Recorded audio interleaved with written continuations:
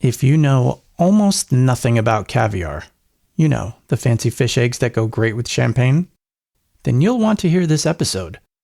And a half hour from now, you'll know enough to make a confident, intelligent splurge that will make your significant other love you that much more. This is the Inside Wine Podcast. I'm Joe Janish, a wine industry professional since 1996, giving you insider tips to make the right wine decisions. Today, we are talking about something other than wine, although I think we will talk a little bit about wine. The subject today is caviar, and we are so lucky today to have an expert on the subject, Chiara of Calvisius Caviar. Chiara, welcome to the Inside Wine Podcast. Thank you, Joe. It's a pleasure to be here.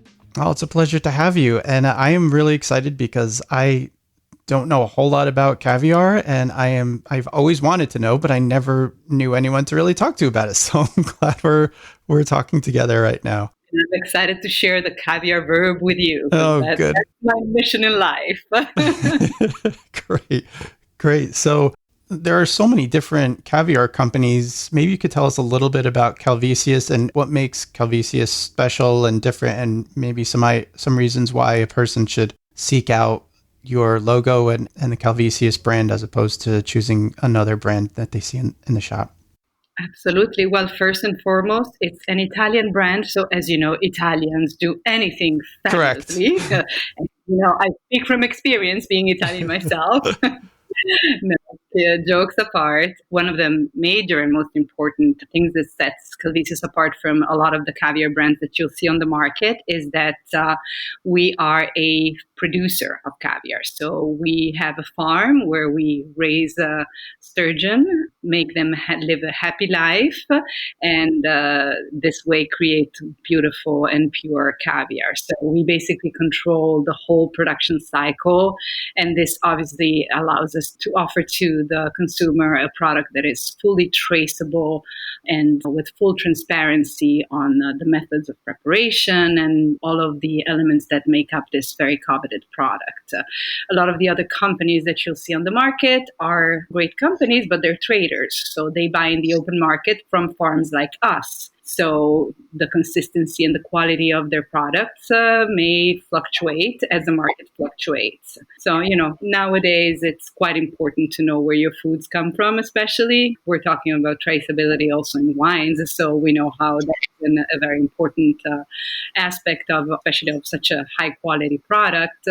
So caviar is a point that makes us proud, and, most recently, we've introduced even more transparency than before because we've introduced a full barcode sequence on every tin that literally gives you every single piece of information on where that caviar from that tin comes from, down to the number of the fish that it comes from, to the name and the number of the fish it comes from. So it's like with wines, you have denominations of origin.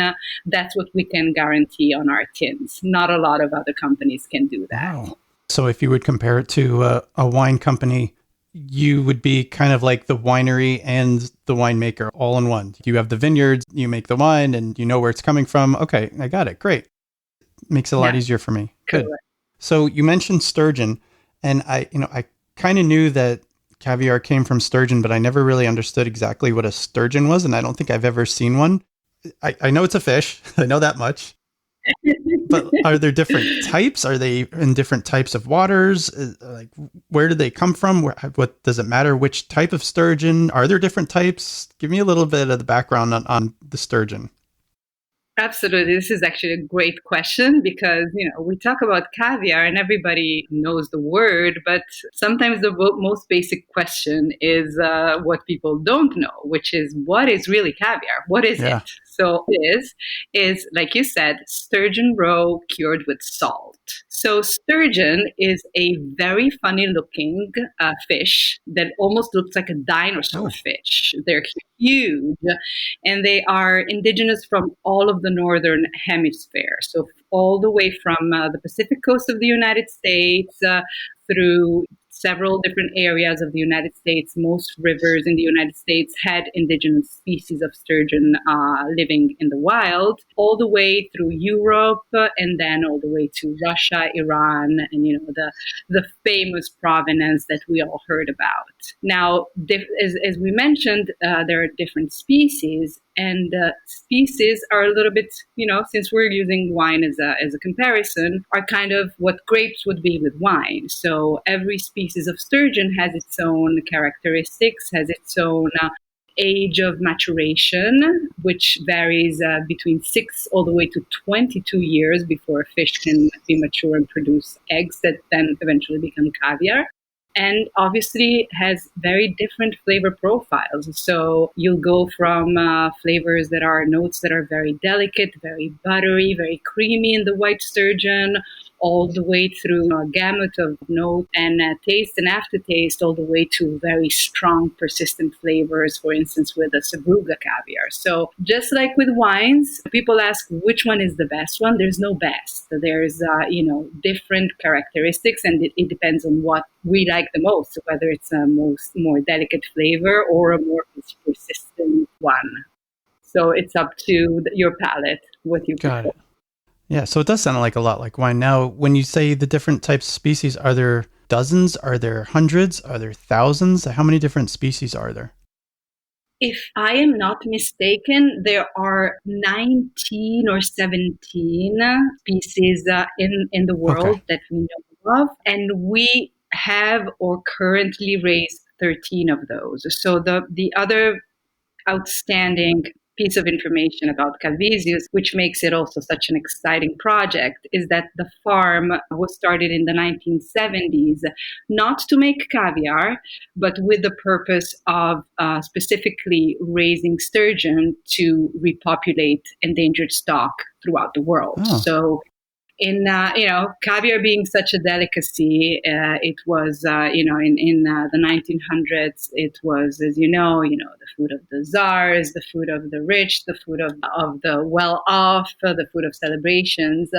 Unfortunately, all of this brought to an overfishing of sturgeon in all of the areas of the world where it was indigenous, which put the species in danger of extinction. So in the 70s, when there was starting the fish was starting to enter the endangered category, funny enough, United States, Davis University, California, started a project of repopulation of the white sturgeon, which is the species that is indigenous from the Pacific coast of the States. And they met with our scientists in Calvisano, Italy, northern Italy. And they found that the waters and the environment conditions in Italy were the perfect ones to raise a sturgeon, white sturgeon, and then eventually repopulate the Columbia River.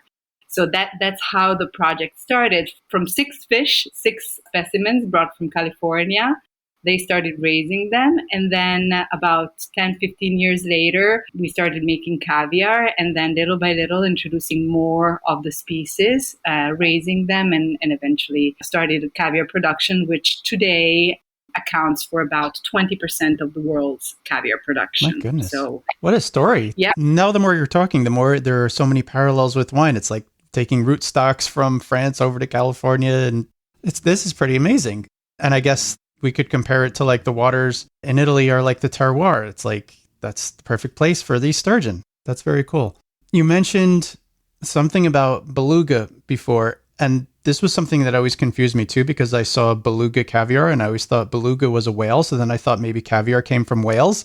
So I'm guessing that there's a 2 different fish species that have the same name, or what's going on with the beluga thing? That is correct. Our beluga, the huzo sturgeon, is a sturgeon. And it's actually one of the most coveted caviars because it's actually the one that takes the longest to mature. It takes beluga fish about 22 years before they produce roe. So that is a sturgeon. It is also a whale, but obviously we wouldn't be able to harvest eggs from a whale because they're mammal. I do not know why they have the same name, but yes, it is one of the most coveted caviars. It is one that unfortunately the FDA in the United States has banned from entering the country. So We do raise beluga sturgeon. We do make beautiful beluga caviar, but those who wish to taste it have to fly to Italy and visit us at the farm or anywhere in the country, because we cannot bring it into the States, unfortunately. Well, as if we needed another excuse to travel to Italy. There it is. Well, thank you for clearing up the whole beluga confusion. I guess that they do name both of those beluga just to keep everyone confused. Exactly. Why not? Yeah, exactly. Oh, so you mentioned that no caviar is the best necessarily. Again, like wine, everyone has their different palates and their different tastes and what they like better than others. But I have noticed that caviars do have different price points. And again, I know absolutely nothing. What makes one caviar more expensive than another? I'm assuming there's different levels or something that we're going to get into, but I'd love for you to just give us the primer on why one caviar is more expensive than another.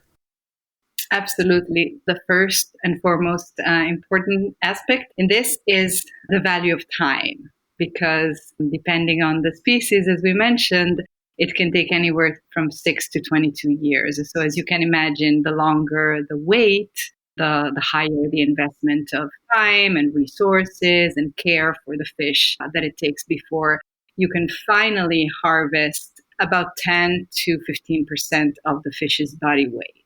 So having mentioned weight, the second variable is the size of the fish. There are some fish that are, about 50 pounds. There are fish that are up to 400 pounds. So depending on that, the yield, as you can imagine, from one fish is different. A third factor that will determine the cost of caviar, and you will sometimes see on label the words classic, royal, imperial. Each company has their own denomination on what we call in the industry grades, but basically the higher the grade, the more valuable the caviar is, because the higher the grade, normally the larger the roe and the more intense the flavor of the caviar will be. So the grades are assessed through an evaluation that takes place both as caviar is being prepared. So when caviar masters harvest the fish, they will grade the caviar based on the size of the roe, on the color, and on certain specific factors that they will observe. Then they pack the caviar in the original tins, which are the large, beautiful metal tins of 1 or 1.8 kilos. Those tins are shipped over to us in the States. Once we open those original tins to repack for the final consumer, our caviar masters here in the States perform a second evaluation. So they reclassify the caviar based on what the caviar matured into. So that's why you'll read, Ossetra Classic versus Ossetra Royal. And so obviously the Royal will have a more powerful and intense mouthfeel than the Classic. Okay. All right. Again, I'm trying to make the parallels in my brain. So it's kind of like Chianti Classico Reserva. We age for a few more years, although I don't think there are any wines that we age for 20 years. So the caviar has a little more aging process, and now I understand why it's so expensive. Okay. That makes a lot of sense. And I've seen caviar ingested in many different ways. I'm sure that there has to be the proper way, just like when we serve wine, we like to open the bottle a certain way. We pour it in certain types of glasses. Is there like a special way is there a special temperature? Is there a special container or a spoon, or like what are the different ways that you would serve caviar and not look like a fool? Well, enjoying caviar is, no fool. You would never look like a fool if you enjoy it. But so one of the important aspects is that caviar is a very delicate product, so highly perishable. And that's why, when you order from us, we have to lovingly package each tin in, styrofoam containers with ice packs. We have to make sure that the cold chain is never interrupted. So caviar is always kept at a temperature of about 27 degrees, 27 to 32.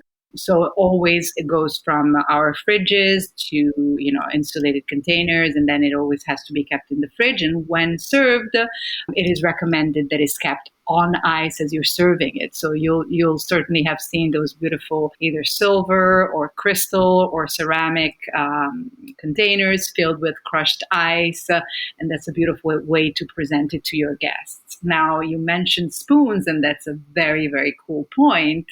Because given the delicate nature of caviar, no metal should ever be used to serve caviar. Okay. Unless it's pure gold. Oh. Because, Okay. of course, it had to be that, right? Yeah, I'll crack out my gold spoons. Okay.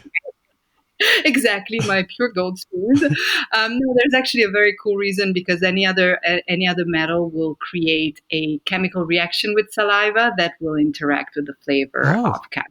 Whereas gold is an inert metal, so it does not create that chemical reaction in your mouth. So that's why you would be able to use it. But normally, traditionally, the most common vessel is mother of pearl or bone, which are neutral and perfect, and they don't interfere with the flavor.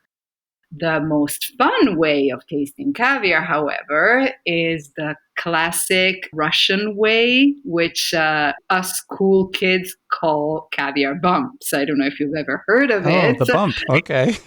We've had quite a few of those at our beautiful collaborations in the past.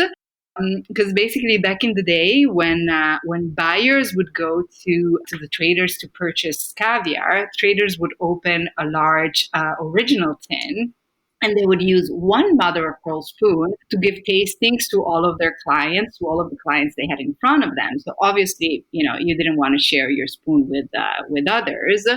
So they would use one mother of pearl spoon to serve all the clients, and they would place a little dollop of caviar on the front of the hand between the thumb and the index, so that this way every client could have their own taste and then assess if that was the tin they wanted or if they wanted to taste something else. So in a modern culture, this has become, a cool, engaging experience. Also because experiencing caviar without the use of a spoon and through your own skin allows you for the purest expression of the caviar flavors. Because when you use a spoon, your tasting experience goes through the texture and the temperature of the spoon as well as what you're tasting. Whereas your skin doesn't have any flavor, any smell to you. So all you're tasting is what your skin is containing, let's say. So that's why that is indeed the purest and best way to evaluate and taste caviar. And also that is very cool. So I imagine then I want to make sure my hands are clean and I haven't put on any cologne, splashdown cologne right before I do that. Otherwise, I don't think it would taste so good. Yes, I don't think it would, but the front of your hand is always the cleanest part of your hand, so it should be safe. And especially these days with the amount of hand washing that we do. Right. And another fun fact, Joe, is that good caviar should not have a persistent smell. So that's another factor of the evaluation, because just like wine, the tasting through caviar bump allows you for an examination of the caviar. So you're able to observe the roe, because when, you want to make sure that there's no oil or broken eggs.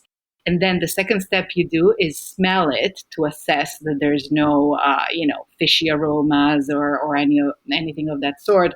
Just like with seafood, if there is a very intense fishy flavor, it means that the caviar may have suffered, temperature, or some sort of it's not at its best quality. So in that case, we would not recommend eating it. And then finally, after the examination, you can finally enjoy it. All right. So it sounds like temperature is pretty important. So if I want to serve caviar tonight, well, it's not going to be a party because we're still in the middle of a pandemic. But if I was going to serve caviar tonight to myself and my wife, would I want to wait as long as possible before I purchase it from the store? Do I bring it home? Can it sit in the refrigerator for a few days? Do I put it in the freezer? Like, what's the best way to store it once I've actually purchased it from the store?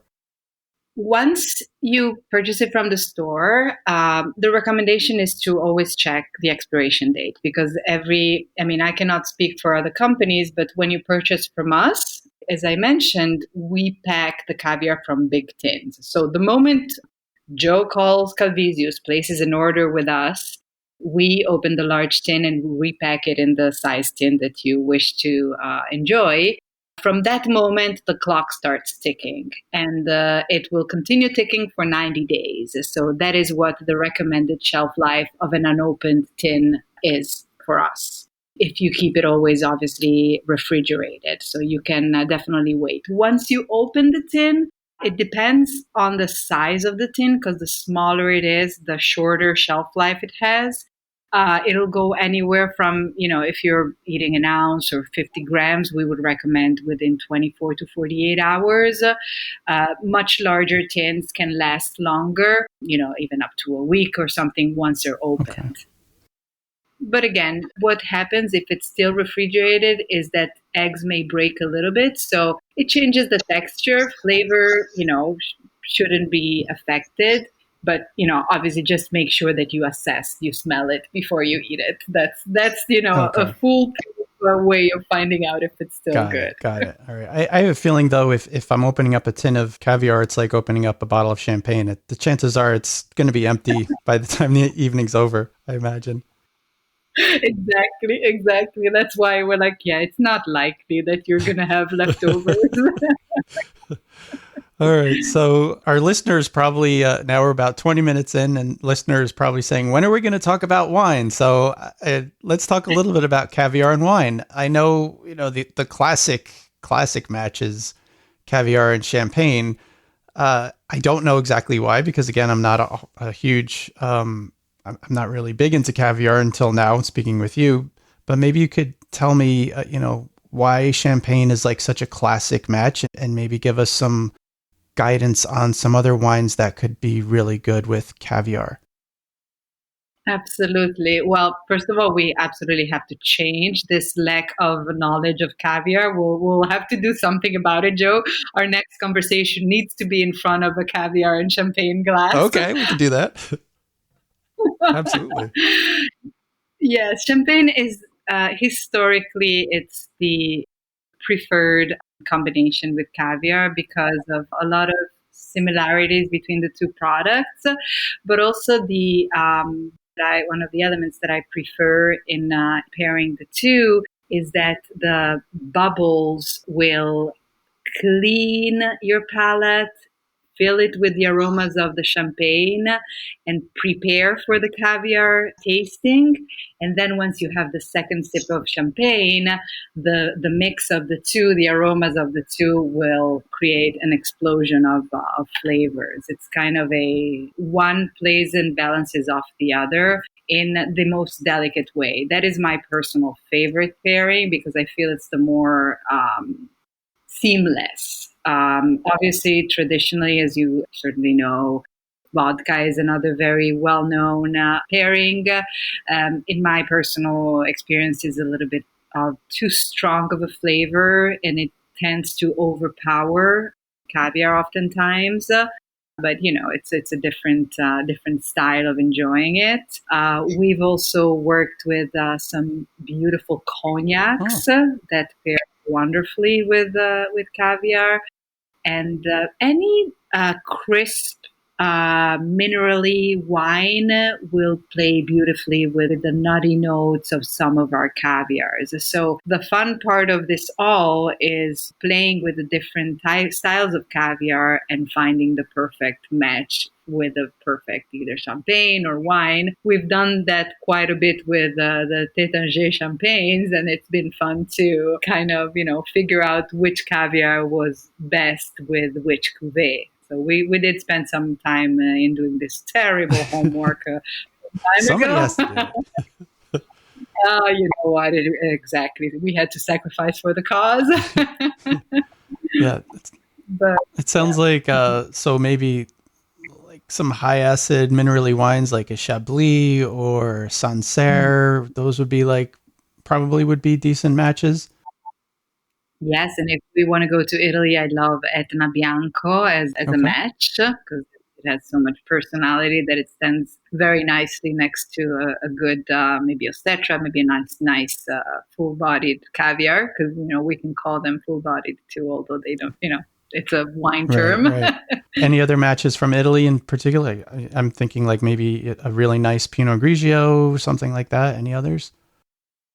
That's a classic. A Vermentino from Sardinia would be wonderful. Well, if we're talking about Italy, the most classic pairing is our version of bubbly, the beautiful Franciacorta wines that are also from an area that is very close to where the farm is. So speaking of terroir, they also kind of they share the same air. We cannot talk about terroir with a Right. farm. So they're under the same the same air and weather, climate, environment. So that would be one of the most perfect matches. Okay. Also, And probably no red wines, most likely. red wines, maybe the lighter Like red a Beaujolais, wines. maybe. Okay. Correct. Yes, because you don't want the power of the stronger and most powerful red wines to cover the nuances of Got caviar. it. Got it. Okay. Now, I'm assuming since you're probably a caviar purist, so you would have caviar on its own, but I've also seen caviar used to elevate dishes. I just did a podcast a little while ago with a champagne expert, and he was telling me champagne with caviar on top of fried chicken, and I almost fell off my chair. I was like, "What? Is that a thing?" and, and apparently it It is. is. It is a thing, a very outrageous one, but it's actually fun because fat and fat are wonderful together. Just like anything in life, the richer it is, the most gorgeous it is. So another example of fat and fat is on avocado, for instance. That's a Oh, beautiful pair. okay. Potatoes, the fun either baby potatoes cooked in the oven, baked in the oven, or if you want to do something more fun and casual, potato chips or even Pringles. A couple of years ago, it was the trend was having Pringles and caviar. I think it was launched at Food and Wine Aspen, and everybody was Oh my doing it, goodness. and that's a very fun way. And then there's obviously the classics, blini, and then the traditional historical, the caviar service that has all of the so-called accoutrements, which are the eggs, the onions, and all of those beautiful things. I mean, those are a lot of places will still serve it that way with blinis and the traditional accoutrements. The reason why they used to serve all of these items no longer really exists because back in the day caviar had a much higher salt concentration, so blending it with other elements would kind of make the flavor a little less stronger. Now we don't need to cover the flavor, so that's why our recommendation is to taste it as pure as possible with a pairing that is as simple as possible because you want to appreciate its Right. flavors. Got it. Got it. Okay. Wow. I'm ready to like go run out and buy a tin of Calvisius caviar now. You've convinced me. So, any other tips for the neophyte, the person like me who really doesn't know what he's doing, and I'm walking into the store and I'm going to pick out a tin. Any last minute thoughts before I walk in? The one thing that I would recommend is always make sure that you buy from a farm versus a trader. Although, of course, there are some traders that are very reputable, like the very famous Petrosians. They have beautiful caviar, but to make sure, like we were saying at the beginning, traceability, make sure you purchase from a caviar. So, of course, Calvisius would be the Of best course. Of choice, course. but if you don't find that, just make sure that you're buying from a reliable source, and read up a little bit on sturgeon species, and make sure you're buying something that exists in nature, because unfortunately there's also a lot of mislabeling. So make sure that what you read on the labels are Ossetra or Sevruga or white sturgeon or Siberian, not strange names of hybrid sturgeon that have been mixed with each other to kind of create animals that don't exist in nature. So that is what I would recommend. Check where your caviar comes from. And then, enjoy it in the purest way with a lovely, crisp and chilled glass of white wine or champagne or bubbles. And you have a perfect evening assured at that point. All you need is great company and voila. Absolutely. All right. Sounds great. All right. So if our listener wants to learn a little bit more, how can he or she get in touch with you and Calvisius? What are the best ways to connect with you? So Calvisius has a beautiful website, which we proudly just launched a couple of months ago. So it's a very, very nicely done. It's calvisiususa.com. I'm not sure they can email me. I read all the emails that get on the website. So if you email hello@calvisius.com, I can answer any question on caviar, on sturgeon, and on Italy. What I can answer, I'll be happy to. Great. Wonderful. We'll have all the links in the show notes. This has been great. Thank you so much, Chiara. I appreciate this. It's been a lot of fun, Joe. I'm very happy. Thank you. I was honored to be a part of this project. Thank you so much for the invitation. Oh, no, thank you. Thanks so much for listening. I hope this conversation with Chiara Carfi of Calvisius Caviar caused you to feel more comfortable and confident about caviar. That's a tongue twister. In all seriousness, I hope you enjoyed this episode, and if you did, please tell a friend and make sure you hit the subscribe button so you will get future episodes the moment they are released. And while you're waiting for that next episode, you can learn more about wine at wine365.com. There's something new there every day. Remember that wine is food. It comes from a place. Enjoy it responsibly.